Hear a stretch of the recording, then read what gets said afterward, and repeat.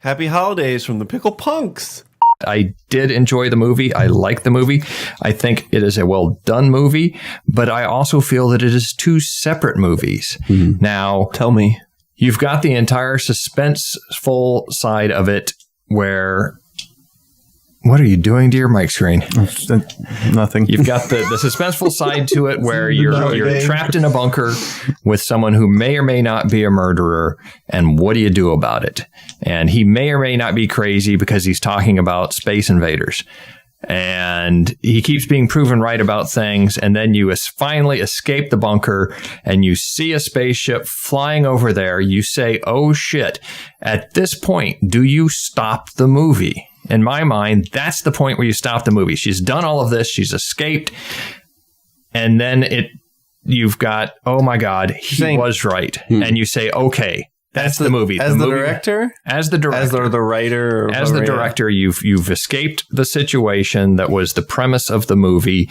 And then as the end, as a twist, you discover that, oh, my God, it wasn't an alien invasion. So done. Do you move on and have an additional 12 minutes of fighting an alien dog? Which is the movie. So you're basically saying that you're not like inviting a critical question. You're basically saying, as a director, you would have removed the last 12 minutes. Right. And in your opinion, do you feel that the last 12 minutes of the movie add to the movie or subtract from the movie? So I'm going to go on a limb here, and I'm going to suggest that Jim didn't like the last 12 minutes of the movie. Oh, so I liked the last 12 minutes you're leaning on. I think you're going to stand up for a while. It's not going to break. I liked the last 12 minutes. I just didn't feel that they matched the beginning of the movie. I kind of disagree. Okay. Because wait. Do you respectfully disagree? I'm very respectfully, with a lot of, it's heavy-hearted respectful. Because that's what's interesting is that she's right. That guy's a creeper and she escapes, but then at the end, he's also right. There actually is aliens and they got attacked. So that's what's kind of interesting. It's like, what do you do with that? Like, if you are the main character, all you're doing is trying to escape because this guy's a fucking predator. And then you get outside and you're like, oh shit, he's a predator, but he was also right in preparing for the end of the world. And there's fucking aliens trying to kill me. I would not have gotten rid of the 12 minutes, but like last night I watched it and my response during those 12 minutes was, what the fuck is this movie? This is awesome. Like, I thought it was going to be a creepy Saw rape movie. It turns into, hey, he's actually right. And then at the end, the aliens were a complete surprise because the assumption is that it's been an attack by the Russians or some kind of terrorist or some kind of industrial accident. So we knew he was right at the moment Michelle sees the woman trying to get into the bunker, crashing her head against the wall. We know he's right about the attack. The fact that it's an alien attack versus like Soviet or Russian soldiers marching through the cornfields or Al Qaeda or whatever adds a really cool twist to it. Or children. The corn children. Of the corn. Sorry. So I don't have an answer to that, but I liked the shift from into that sci-fi realm.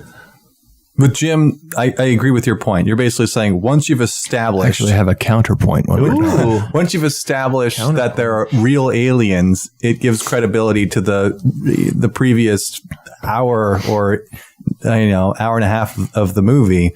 Why continue that into a process of someone throwing Molotov into the alien face? Like, what value does that bring to the movie? Yeah, then it becomes like it's less suspenseful. It's just an action movie. I agree with you, James. If I was a director, I would have edited out that last section.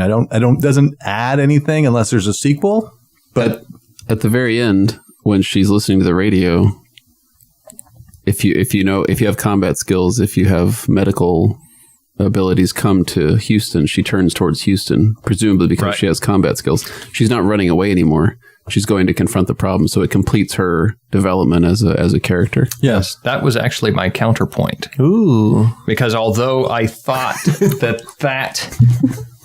portion of the movie did not tie in with the rest of it, the way it was filmed, the way it was shot, the action sequences, it seemed very abrupt, almost like, it almost seemed like its own separate movie. The only value that I saw in it is She's talking about the fact that she had an abusive father. She's the victim. They're both the victims. She finally gets out of there. She's confronted now with another terror situation, and she manages to survive it. And she pushes herself to becoming outside of the victim now. Now she's taken control of her life. She's faced with an option, and she decides to go for the strong side of the option rather than the run and hide side of the option. So unless if she didn't actually destroy that ship with the... She did.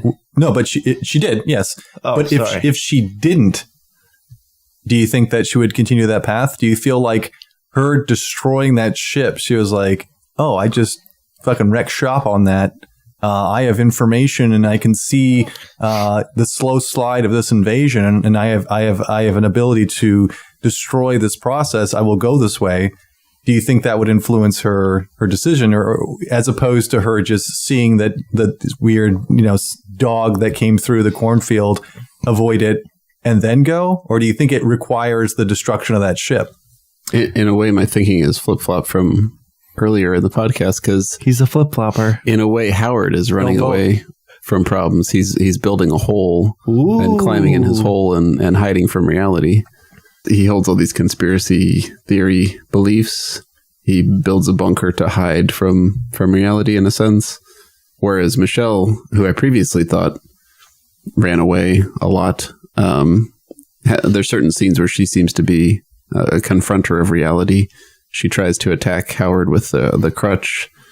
There's lots of scenes where she tries to fight back against him. I don't know where I was going with all that, but it seemed to matter about 5 minutes ago. Yeah, Okay. well, she does have a lot in her where she does start off the first thing she does in the movie is she runs away. She's running away from her husband. Yeah. Who, at least I got kind of the vibe from the conversation he was having with her that started out friendly and started as he was talking to get a little bit more stern, that maybe she had married into another abusive relationship. She definitely had an abusive father. When her beginning, other than the fact that she did attack him with a crutch, and that was more of what I saw as more of a fight or flight response.